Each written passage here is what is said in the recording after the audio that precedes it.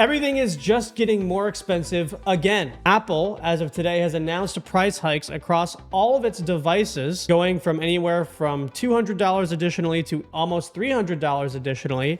And it's not just that. We also, on the same day, today, Microsoft announced that every Xbox is going to go up in price starting in August by an additional $100 to $150. The reason being is chips, memory. All the things that we need to play video games, they are becoming increasingly more expensive. Not only are they increasing the price of the Xbox, but they're actually removing the 2 terabyte Xbox from production because they need all that sweet memory for the data centers that will slowly replace my job and my life and allow the robots to take over my body. I genuinely believe for the fate of our country, the United States, I think President Trump and the US government should subsidize and create a welfare system around video games and other electronic costs. That's going to sound crazy, but let me explain why, okay? If you compare America to the Roman Empire, when times got tough in the Roman Empire, you would throw a bread and circus,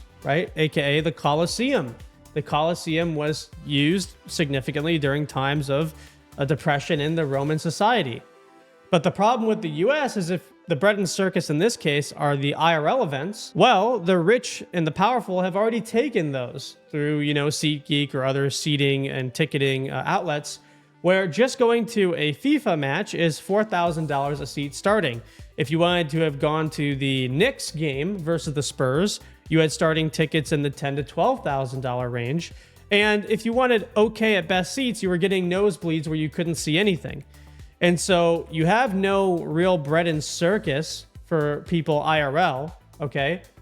Even though that would be the best option. The other option is at home on the TV. But now all the subscriptions are going up in price, whether it's a Netflix subscription or an ESPN subscription or it's video game subscriptions.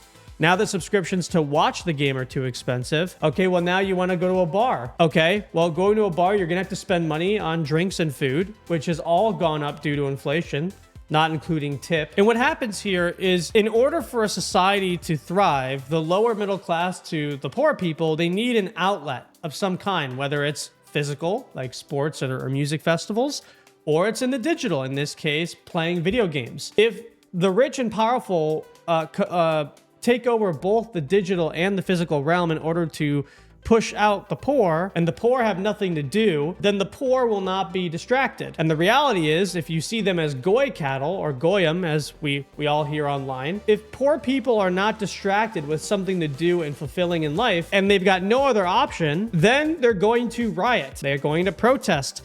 They're going to affect your elections for better or for worse. And I think that the powers that be are not considering the reality that there are very few rich people in the world, but there are many poor people in the world. And when it comes to overwhelming force, the poor actually control society. And so I genuinely believe video games are one of the few things that can sedate a large group of people from causing problems in society. And I think that video games or any form of digital entertainment should be given some sort of subsidy or some sort of food stamp program, much like food stamps, where if you show this digital stamp at a Best Buy or an Amazon online seller, you can get a subsidy for a console or a significant discount price based on how much you make in reality. And I think if we don't have this, unironically, I think people are going to riot. And we've already seen this, by the way. Video game users, while they don't make up the vast majority of the world in terms of the average person, they are quite talented.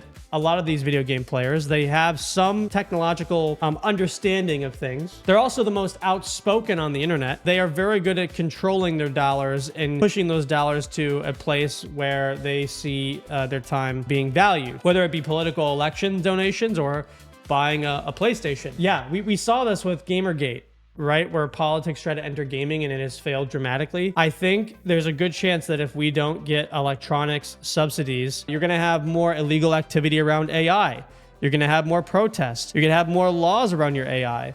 So I think Microsoft and Sony and all these companies driving up the cost of these systems is actually going to end up hurting their stock and their business in the long run, at the political ballot box. And at, you have to think about why, right? Like if you're a Democrat, for example, Democrats, a lot of them are already anti-AI as a way to get votes. If they will use the gamers in order to drive that narrative, you're going to see a dramatic turn of events for something like, the Republican Party.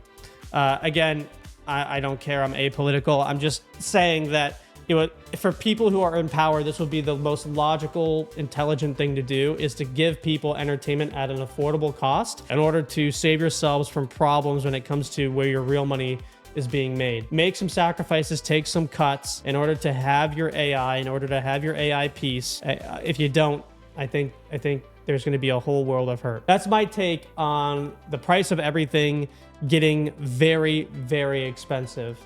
It's not good, right? It's generally not good.